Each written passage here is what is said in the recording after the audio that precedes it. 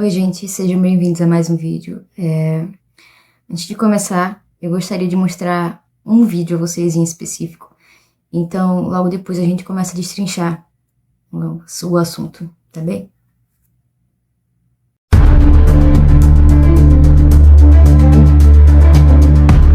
Eu era casado com a sobrinha dela. Eu era casado com a tia e a minha tinha sobrinha. Aí passei 3 anos e pouco casado com essa menina. Aí dessa menina, aí a menina ia pra casa dela, porque a irmã dela tinha um namorado na cidade e o namorado não queria a menina na casa dela. Aí ela deixava lá em casa, lá, junto com nós lá. Aí foi passando o tempo, né?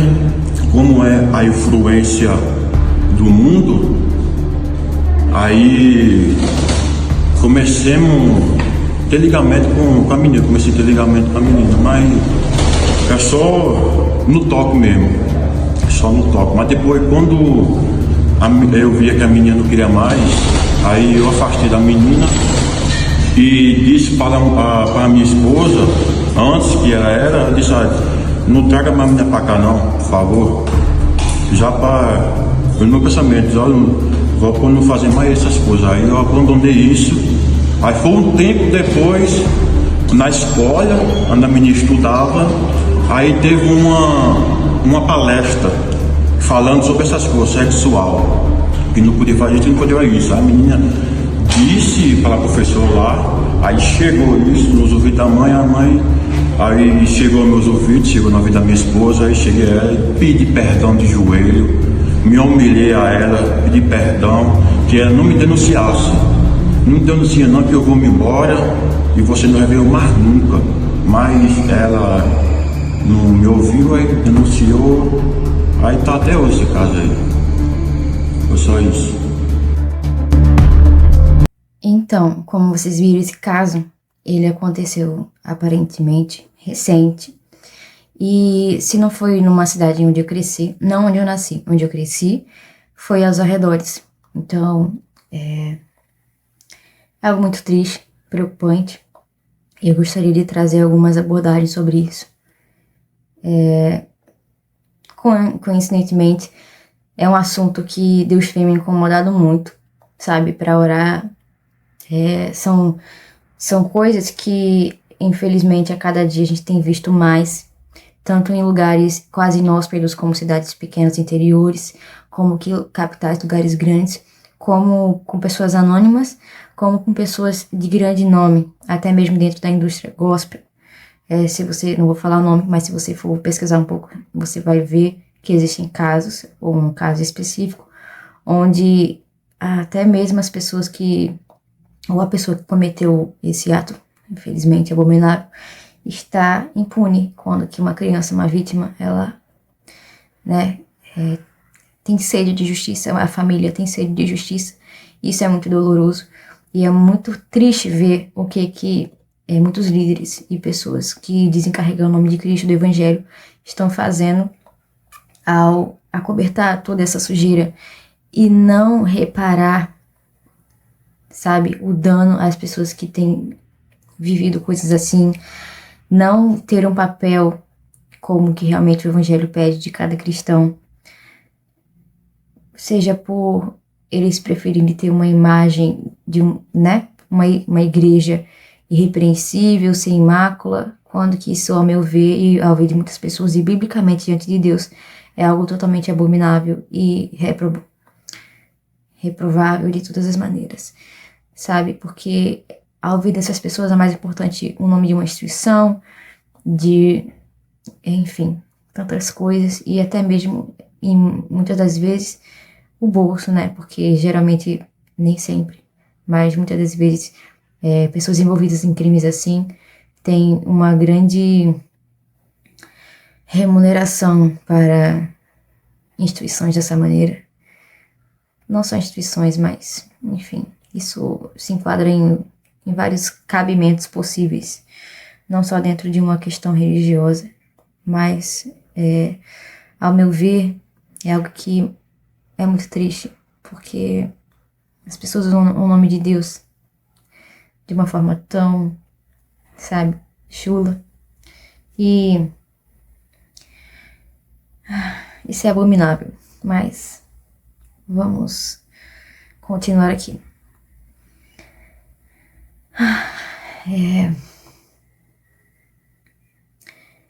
Eu tenho estado muito angustiada esses dias, principalmente hoje, sobre tudo isso.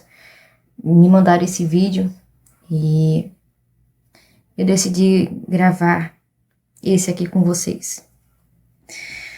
E contar algumas coisas que também fazem parte da minha trajetória e da minha vida, né? Eu também, infelizmente mesmo, tenho assuntos assim dentro da minha própria família. E não é algo que eu me orgulho, muito pelo contrário, é algo que me entristece muito. É algo que ninguém quer, né? Eu sei bem quais são os danos e as dores de pessoas que enfrentam situações assim. Em específico, isso tudo aconteceu foi com meu pai. Eu cresci dentro de uma família cristã evangélica e eu fui descobrir essa questão dele, infelizmente, ser um quando já estava perto de casar. E foi um momento muito delicado para mim, porque eu já tinha passado muitas coisas na igreja e, coincidentemente, nesse mesmo aspecto, onde eu tinha descoberto muitas coisas de situações envolvendo essa questão da pedofilia também, e eu decidi pegar isso para mim e bater de frente com essa situação, onde eu expus para as lideranças e os familiares que na minha época eu era muito inocente. Ao meu ver, era o mais correto a se fazer, o mais coeso, porque para mim a questão da igreja como instituição, ela seria algo que trataria tudo isso de uma forma muito repreensível e justa, sabe? E cuidaria das pessoas de todos os lados, tanto de quem cometeu quanto as vítimas em si. E quando que as coisas começaram a se destrinchar e eu vi que não era da forma com que eu imaginava, e foi da pior forma possível, onde eu até mesmo saí muito ferida, eu fiquei, sabe, muito mal. E foi um momento muito triste pra mim, onde que eu busquei amparo também com meu pai. Eu contei algumas coisas que eu passei, tanto em relacionamentos que eu tive antes, como com essa questão onde eu estava tendo esse embate dentro da igreja. E eu lembro que eu contei coisas a ele, e ele olhou pra mim, assim, como se tivesse nem escutado nada, como se não estivesse lá nem falando. E quando que eu terminei simplesmente de falar tudo que eu estava falando, chorando, ele simplesmente saiu, me ignorou por completo, e eu me senti culpada por aquilo, não entendi, achei que eu tinha algum erro em mim pra ele me tratar daquela forma, e só depois eu fui entender também porque ele estava agindo daquela maneira. Eu descobri que ele era do mesmo jeito, que ele tinha o mesmo problema e que ele cometia os mesmos crimes, e que foram por muitos anos, foram muitas vítimas.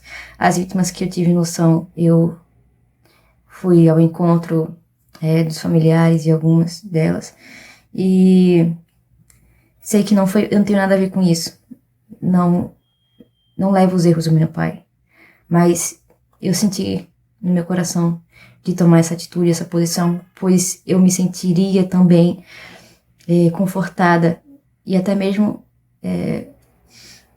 de certa forma tocada por Deus, se algo, Deus me livre, que isso nunca aconteça, mas se algo assim acontecesse comigo e alguém da família dessa pessoa que cometeu esse ato viesse e falasse: olha, perdão por isso, no que precisar, estou aqui, não compactuo com isso.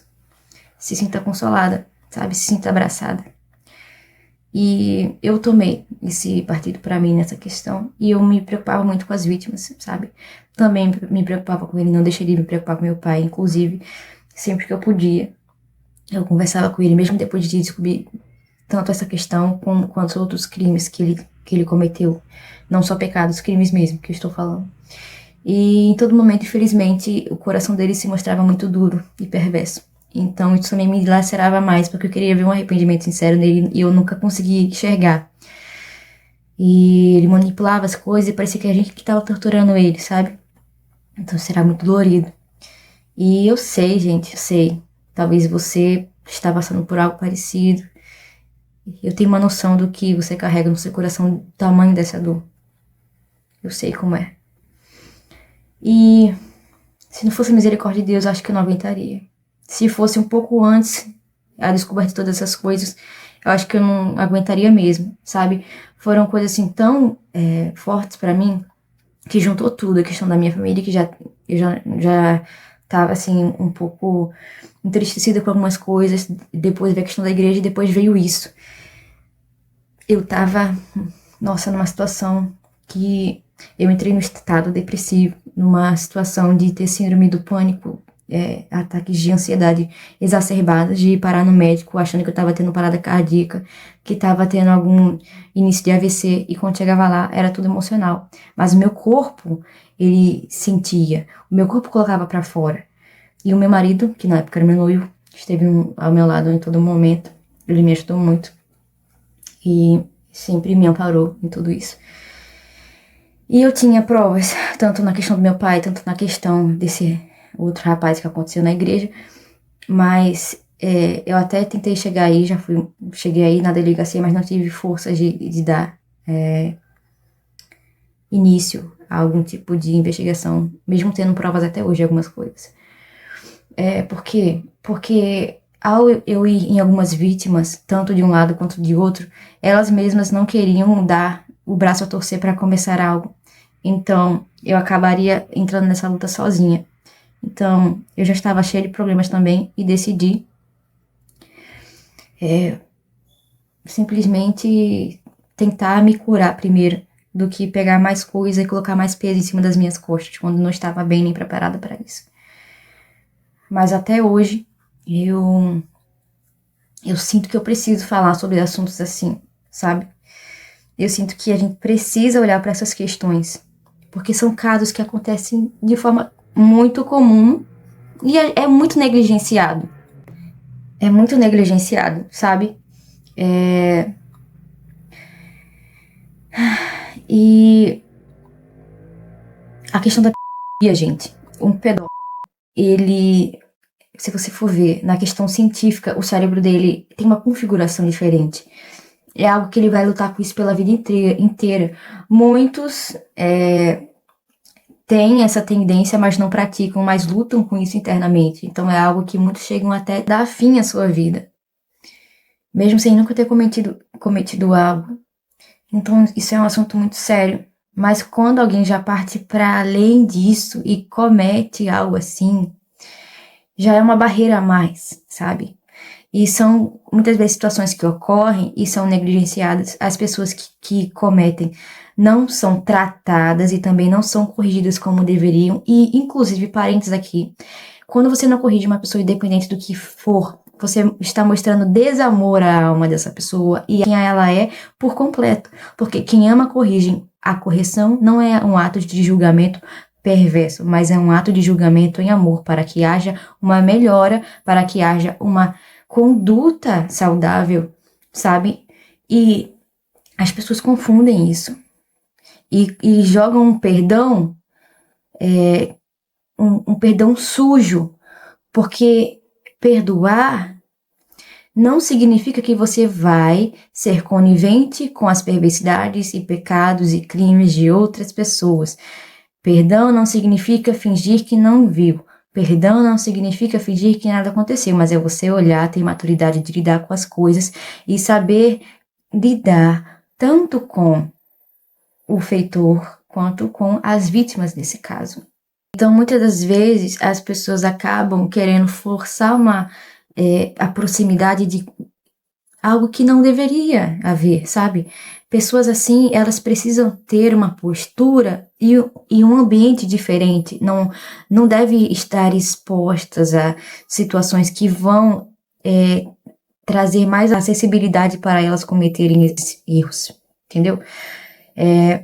Então, quando que eu vejo coisas assim acontecendo, que é muito, muito comum, você nem imagina, de coisas que acontecem e você vê pessoas em curto espaço de tempo sendo colocadas em lugares onde tem exposição a pessoas de diversas faixas etárias, inclusive crianças, quando que isso acontece dentro da família?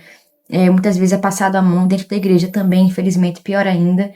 E tudo isso é algo que fere a santidade de Deus em nossas vidas, mas as pessoas não conseguem enxergar isso.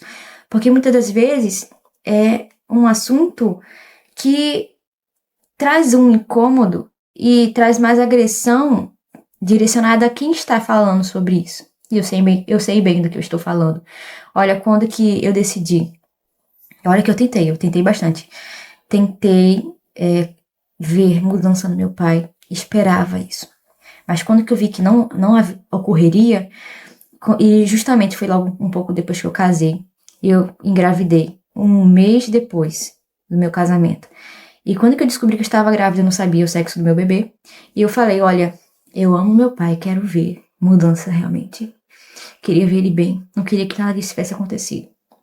Mas eu não vou expor os meus filhos a uma pessoa que tem não só a questão não é só sobre a questão dessa deficiência em si, dessa parafilia, mas da perversidade que ele mostrava em diversos sentidos, tanto na falta de arrependimento quanto em outros aspectos que eu não vou abordar nesse vídeo agora, mas que não era propício eu entregar a minha família de uma forma que era praticamente paralelo a eu estar colocando a minha vida e a minha família em direção ao matadouro. Então, por mais que eu amasse meu pai, por mais que eu quisesse o bem dele, e eu tentei, meu marido também esteve ao meu lado tentando, mas não dava. E eu fui muito criticada e agredida por essa decisão, tanto dentro da minha família, quanto fora por pessoas que julgavam de forma nossa, como se estivesse desonrando. Mas Deus sabe. E eu gostaria de trazer esse adendo a você que talvez passe por algo assim, que proteja os seus filhos de quem for, gente. Proteja os seus filhos.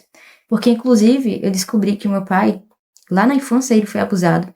E você vai pesquisar, muitas vezes, acabam tendo essa crescente evolução no seu quadro por questões de abuso também, muitas vezes, deliberados lá na infância. Então, são coisas que entram em conjunto. Então, quando que você tiver a sua família que você está formando, deixou seu pai, deixou sua mãe, zere por ela. Zere por ela, seja quem for, gente. Se proteja. E isso não é pecar contra Deus. Isso não é algo errado. Mas você está indo pelo caminho certo. Não é porque você ama que você vai passar a mão nas coisas erradas. Isso vale para tudo e todos. Inclusive até mesmo para você, dentro do seu próprio coração, com o julgamento entre você e você, sabe? Você reconhecer os seus erros também. E reconhecer onde você precisa parar. Do que você precisa melhorar. Então, quando não há essa fachada de hipocrisia, tudo é mais leve, tudo é verdadeiro e toda a verdade liberta. Tudo que é verdadeiro, tudo que é bom, reproduz bons frutos, por mais que seja difícil tomar essas decisões. Então, eu tenho gravado vídeos, eu tenho falado sobre esses temas de forma muitas vezes embutida ou de forma aberta. Mas que são coisas que eu sinto realmente que emanam no meu coração para falar. Eu sinto no meu coração. Nós, como cristãos, precisamos buscar arrependimento. Nós, como cristãos e verdadeira igreja, dentro de toda essa placa de denominação que existe por aí, levando em consideração, gente, que eu não sou contra a igreja em momento nenhum, não sou contra você frequentar um templo, muito pelo contrário, eu faço isso. E a Bíblia nos dirige a fazer isso também, sabe? Até a comunhão com nossos irmãos em um ambiente. Mas a gente deve ter muito cuidado e pedir discernimento de espíritos a Deus do que está acontecendo no local onde você participa, no ambiente onde você está, independente de onde for. Porque existe muita coisa acontecendo onde o inimigo está entrando e muitas vezes por pessoas querendo ser boas demais, com boas intenções, mas errando por isso. Outras, realmente, por banalizar o pecado de forma que elas têm consciência do que estão fazendo. E eu penso, poxa, meu pai, ele pregava nas igrejas, cantava não sei o quê, e eu sei de relatos de pessoas que sabiam lá na época, lá atrás, e o que fizeram? Deixaram ele exposto a isso, sabe? E o que acontece hoje em dia com muitos por aí é a mesma coisa. Então, quando rebato qualquer coisa que eu, tendo propriedade de falar do que eu vivi, e trago aqui não citando nomes, não abrindo para escrachar alguém, mas usando isso de exemplo e de alerta e de amoestação para nós como corpo de Cristo, para que isso haja um arrependimento verdadeiro, para que haja uma mudança verdadeira, para que haja um ambiente saudável, para que haja realmente um lugar onde o Espírito Santo possa operar, para que haja famílias saudáveis, para que existam libertações de prisões mentais de pessoas que passam por coisas assim, estão passando e não tem ninguém com uma sabedoria, com um amadurecimento ou com um norte para dar a elas sobre isso. Talvez elas tenham péssimos exemplos, péssimos argumentos para seguir e não sabem o que fazer. E pelo menos, mesmo com minha toda insignificância, mas eu sinto realmente de Deus de fazer isso e dar a minha cara a tapa e falar coisas que para que muitas pessoas são absurdas e até mesmo algo assim que dentro da família as pessoas não entendem, fora da família as pessoas não entendem, porque, enfim, é algo que as pessoas preferem ocultar e fingir que não aconteceu. Ou deixar esquecer, mas ou deixar pra lá e dizer que é pra esquecer, mas, gente,